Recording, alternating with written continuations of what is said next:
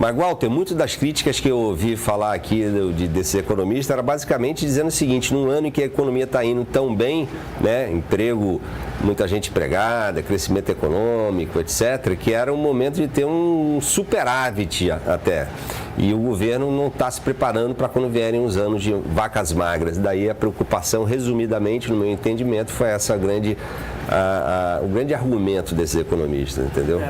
Mas o ministro tem dito com razão o seguinte, que o mercado não era tão incomodado quando havia déficits bem maiores em anos anteriores. E não apenas estou falando do ano de pandemia, que aí os anos de pandemia são absolutamente fora do padrão, mas nos anos Temer, depois nos próprios anos Bolsonaro, pós-pandemia e pré-pandemia, havia déficits muito maiores e não havia esse clima todo. Então, é por isso que eu digo que essa reação do mercado também tem seu aspecto ideológico, digamos assim, que faz com que não faz sentido nenhum, Tardan, o dólar chegar ao seu nível mais alto, desde quando o real foi criado, no momento em que a economia está vendo, como você disse, emprego, né, inflação ali pouco fora da meta, mas absolutamente sob controle, não há nada que indique falta de controle sobre.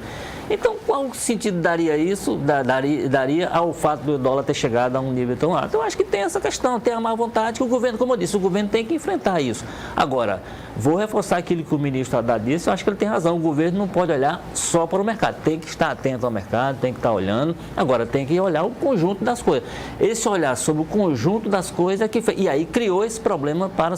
Eu tenho dúvida nenhuma que a reação do mercado hoje seria muito mais favorável, muito mais tranquila, se fosse anunciado só o pacote de cortes. Se fosse só anunciado só, como anunciou também essa isenção, aí gera esse tipo. Agora, você lida com economias muito mais fortes que a nossa, costumo dizer isso, e às vezes me espanta como uma pessoa, como um leigo, eu não sou economista, não tenho conhecimento técnico aprofundado, mas é porque esses países ricos, todos eles lidam com déficit altíssimo, né? Começar pela economia americana, e isso não, claro que você tem a questão da moeda, que você tem que considerar que os americanos têm o dólar, mas o Japão também tem déficit, a França tem déficit, todo mundo, esses países ricos, tem déficit e lidam com ele. Por que é que a gente tem que estar eternamente trabalhando com essa ideia de... E num país que tem muito mais necessidade, o povo tem muito mais necessidade, como é o caso do Brasil, precisam muito mais do Estado, né?